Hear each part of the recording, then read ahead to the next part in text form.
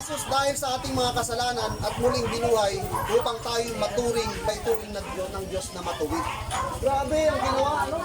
Tayo pa rin ang iniisip ng Diyos. Alam mo, tinalikuran ng Diyos yung kanyang anak doon sa krus. Para lang sa atin.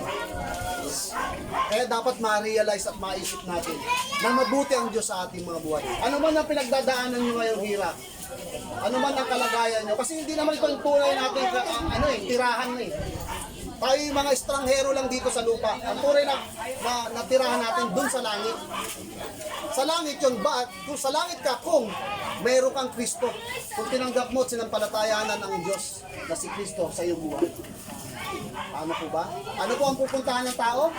Langit at impyerno. Nanay, ano po pupuntahan ng tao? Langit at impyerno.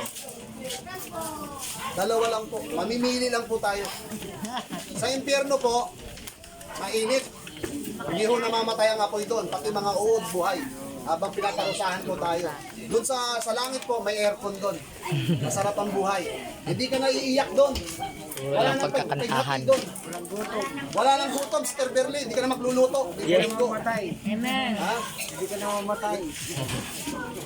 So yun po ang tamasahin natin, ang asamin natin na kunin man tayo dito sa mundo, nakakasigurado na tayo na Amen. pupunta po tayo ma'am sa langit. Amen po? Yes. Yun po ang gusto ng Diyos. So sabi po, ito sa last verse ko po, sabi dito, sa 4:12, sabi dito ng gawa, sa Kanya lamang matatagpuan ang kaligtasan, sapagkat walang ibang pangalan sa buong daigdig na ibinigay ng Diyos sa mga tao upang tayo maligtas. Si Jesus lang po yung pangalan. Walang iba. Kaya pag may pumunta po dito at nangarap na kay Rizal lamang ang sa Kanya lamang ang tagapagligtas, walang po kayo maniniwala. Jesu Cristo lang ang tagapagligtas natin. Walang iba.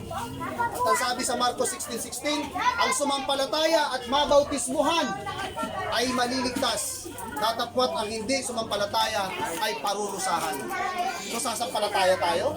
After mo tanggapin si Kristo bilang Panginoon tagapagligtas mo, magtitake ka ng baptism, ilulubog ka doon sa tubig.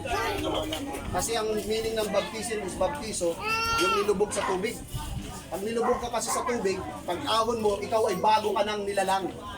Ang dating pagkatao mo ay lumipas na. Kasi tinatawad ka na ni Kristo. Kaya mahalaga po ang bautismo, ang baptism sa buhay ng isang Kristiyano. Kailangan po yung baptism ng nilubog sa tubig. Alam mo, napanood mo sa movie yung si Jesus Christ? Binautisman, ganun po yun.